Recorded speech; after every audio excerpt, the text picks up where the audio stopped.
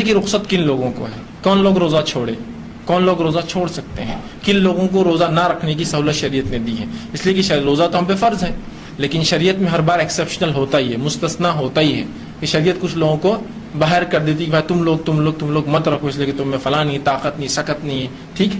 تو اسی طرح کن لوگوں کو جو روزے کی رخصت ہے. اب میں وہ باریک باریک باتیں نہیں لوں گا کہ جو بالغ نہ ہوا, جو پاگل ہے, اتنی تفصیلات میں فقہ کی جانے کی ضرورت. موٹی بات کی جو بالغ ہے وہ روزہ رکھیں گا. ان میں کون لوگ ہیں جو ایکسیپشنل ہوں گے, مستثنا ہوں گے. تو پہلا مسافر,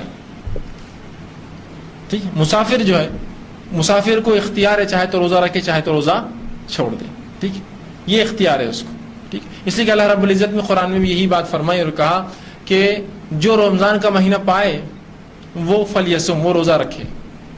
ومن کان مریضا او علی سفر فعدۃ ایام اخر, لیکن اگر تم میں سے کوئی بیمار ہو یا مسافر ہو تو اسی گنتی بعد رمضان کی پوری کرو. سورہ بقرہ سورہ نمبر 2 آیت میں 185.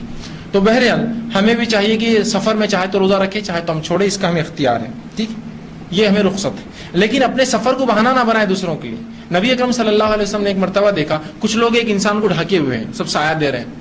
آپ پہنچے, کہا کیا بات ہے, تو کہ اللہ کے رسول یہ روزے سے ہے اور سفر کی تکلیف اسے برداشت نہیں ہوتا. آپ نے فرمایا سفر میں جو تکلیف برداشت نہ کر سکے اس کے لیے روزہ رکھنا کوئی نیکی نہیں ہے, اس لیے کہ روزہ اس نے رکھا اور تکلیف سب کو, سب سایہ دے کے کھڑے.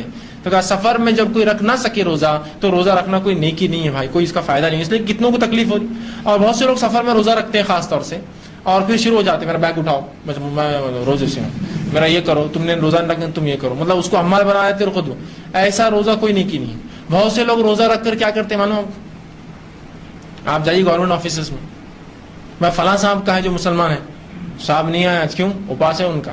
تو کس پر احسان کیا آپ نے روزہ رکھ کر. ایسا روزہ کوئی نیکی نہیں ہے کہ آپ تنخواہ تو اٹھائے مہینے کی برابر اور کام نہ کرے اس لیے کہ آپ اپاس روزے سے ہے, یہ کوئی نیکی نہیں ہے ہمارے لیے. نہ وہ نوکری کا وہ تنخواہ آپ کے لیے حلال ہوں گی لینا اس مہینے کی اگر آپ چھٹیاں مارتے ہیں, اور نہ ہی جو ہے آپ کا یہ بولنا. اس لیے کیا تصور دینا چاہ رہے ہیں آپ دنیا میں کہ اگر مسلمان روزہ رکھیں گے تو گویا 120 کروڑ کی آبادی پوری ناقص اور جو ہے ناکارہ بن کے بیٹھیں گی پورے روزے کے اندر. یہ آپ تصور دے رہے ہیں کہ اب ایک صحابہ وہ روزے رکھتے تھے, ایسے 10 مسلمان آ جائیں گے تو بڑا غرق کر دیں گے پورے ڈپارٹمنٹ کا کہ یہ روزے رکھیں گے تو ہم پہ احسان کریں گے, عادت ڈال جائیں گے, ہاف ڈے چھٹیاں ماریں گے. نہیں, کوئی نیکی نہیں ایسا روزہ آپ کا جس میں آپ دوسروں پہ احسان جتائے کہ میں روزے سے ہو تو میرا کام کر, ایکسٹرا کام کر, میرا حمالی کر, میرا بوجھ کر, میرے پہ سایہ کر, میرے کو پنکھا دے. کوئی نیکی نہیں. پھر یہ طاقت ہے رکھیے, طاقت نہیں پھر چھوڑ دیجیے, آپ کا اللہ کا معاملہ ہے.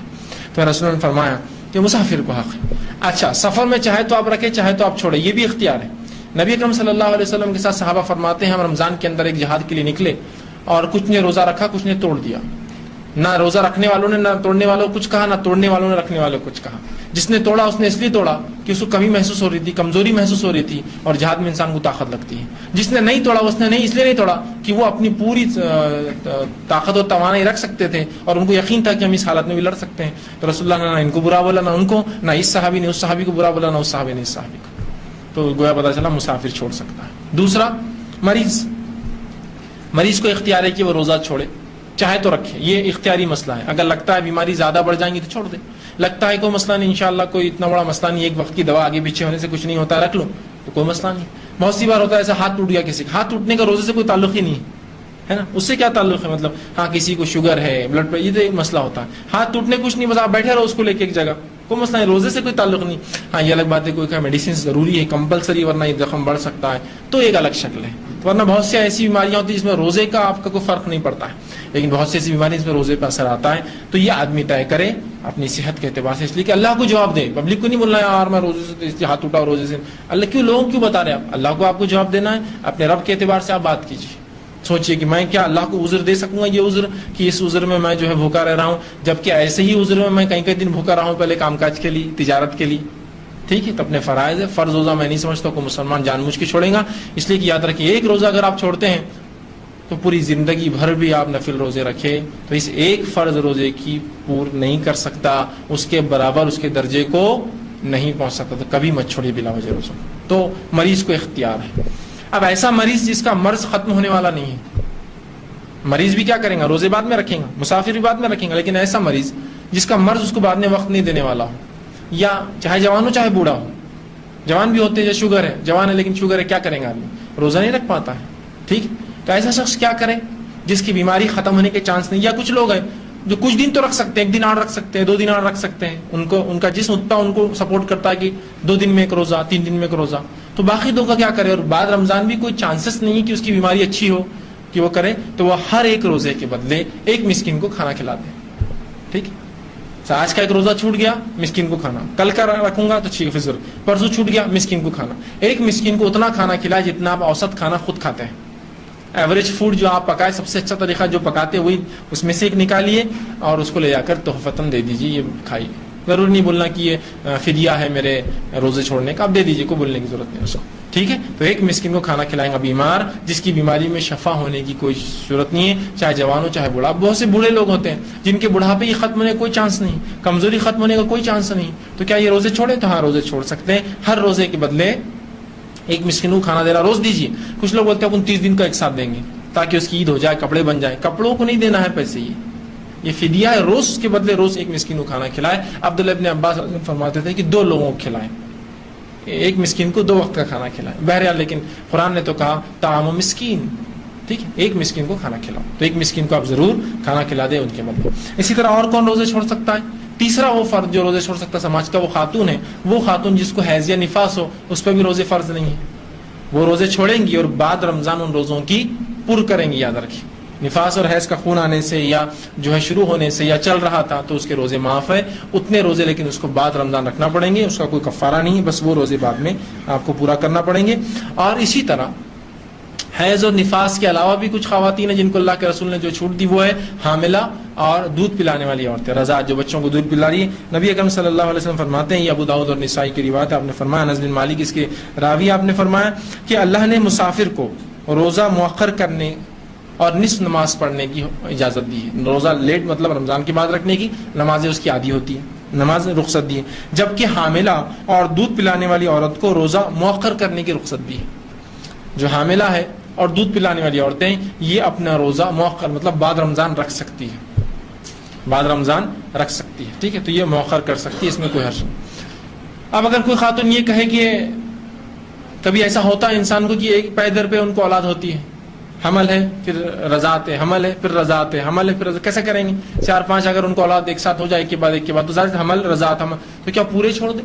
اور ظاہر سی بات ہے اب اتنے جمع ہو جائیں گے تو کیا یہ پورا کر سکیں گے کبھی زندگی میں؟ ممکن نہیں ہوتا ہی. ٹھیک، تو اس تعلق سے علماء کہتے ہیں کہ ہر روز کے بدلے 1 مسکین کو بھی کھانا دے دے. جو عورت یہ جان چکی کہ پہلے ہی کافی روزے اس کی چھوٹ چکے ہیں، مثال کے طور پر پہلے بچے کی حمل تھا، ٹھیک ہے، اور حمل ظاہر سی بات ہے وہ رمضان چلے گی، پھر رضاعت آ گئی 2 سال چلے گی، پھر دوسرے بچہ پیدا ہو گیا تو اس کا حمل تھا، پھر اس کی رضاعت شروع ہوگی، پھر تیسری اولاد ہوگی اس کا حمل رضاعت، تو ظاہر سی بات ہے کہیں روزے چھوٹ گئے. اب کیا ممکن ہے کہ اتنے روزے 120 150 180 روزے وہ رکھے 4 5 7 8 سال کے جمع ہو جائے؟ نہیں ہو سکتا.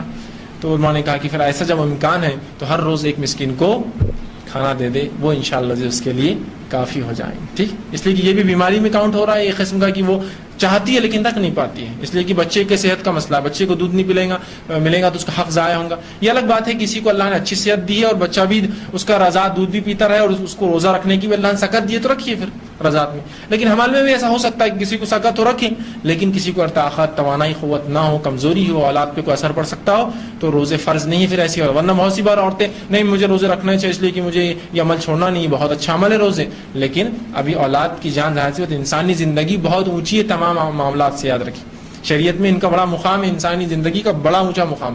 اس حد تک انسانی زندگی کو شریعت نے مقدس سمجھا کہ نبی اکرم صلی اللہ علیہ وسلم کی دور میں خاتون آئی جو زانیہ تھی، زنا، اور زنا کی سزا ہم سب جانتے کیا ہے، لیکن اس نے کہا اللہ کے رسول اس زنا سے میرا حمل ٹھہر گیا ہے. تو رسول اللہ نے کہا پھر تو اب تجھے سزا نہیں دی جا سکتی ہے، یہ بچے کے پیدا ہونے کے بعد ہی سزا ملیں گی تجھے، جا. وہ گئی، پھر وہ اولاد پیدا ہوئی، پھر آئی اور کہ اللہ کے رسول آپ سزا دے دیجیے. تو کہا ابھی اس کا حق ہے تجھ پر، جب یہ کھانے پینے لگے جب آ.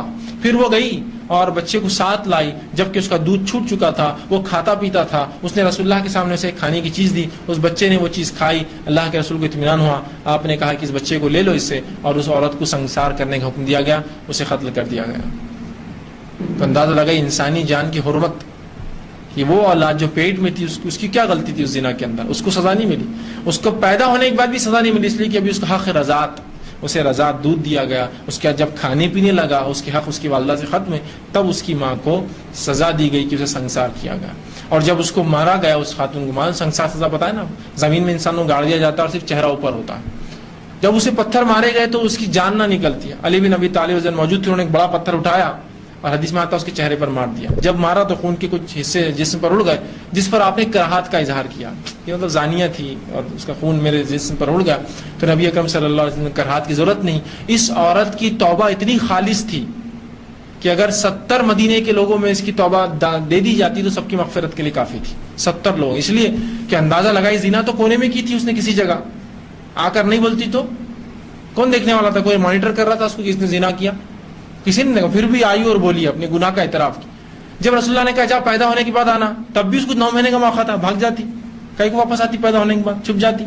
تب بھی وہ آئی. اس کے بعد 2 سال کا پھر چھوٹتی اس کو, جا رضاعت کے بعد آ, تب بھی وہ نہیں بھاگی. کتنی اس کی توبہ خالص تھی کہ 3 سال بعد بھی سزا لینے برابر آئی اور رسول اللہ نے پھر اس کو سزا سنوائی, اندازہ لگائی. تو بہرحال جو ہے ایسی عورتوں کو جو حاملہ ہو, دودھ پلانے والی ہو, رخصت ہے.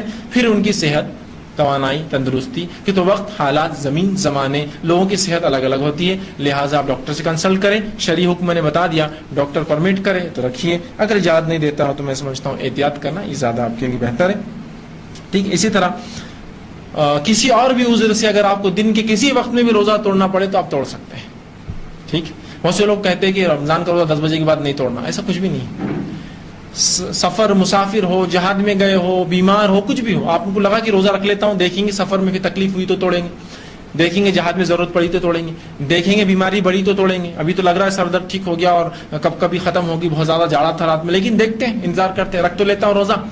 تو ایسا آدمی اگر کوئی روزہ رکھے اور کبھی بھی دن میں توڑنا پڑے تو توڑ سکتا ہے, کبھی بھی, at any point of time. بھائی اب نہیں میرے سے جمرا, توڑ سکتا ہے. کوئی زوال سے پہلے, زوال کے بعد. بہتر ہے کہ آپ روزہ دیکھ بھال کے رکھیں, لیکن پھر بھی آپ نے سوچا کہ یار میں رکھ پاؤں گا, رکھ لیا, بعد میں نہ ہو سکے تو بہرحال کوئی حرج نہیں. آپ دن کے کسی بھی وقت آپ روزہ توڑ سکتے ہیں. آپ روزہ توڑ دیں اور بعد میں اس روزے کو آپ کو کمپلیٹ کرنا پڑے گا. اس روزے کا کوئی کفارہ نہیں ہے, کوئی فدیہ نہیں ہے سوائے قضا کے. آپ کو بعد میں صرف جو روزے کی قضا کرنا پڑے گا, بس اتنا ہی ہے. اور جو بیماری کی وجہ سے روزے چھوڑ دے, بڑھاپے کی وجہ سے روزے چھوڑے, ہر روزے کے بدلے ایک مسکین کو جو ہے وہ کھانا کھلائے. آخری بس باب قضا روزوں کا.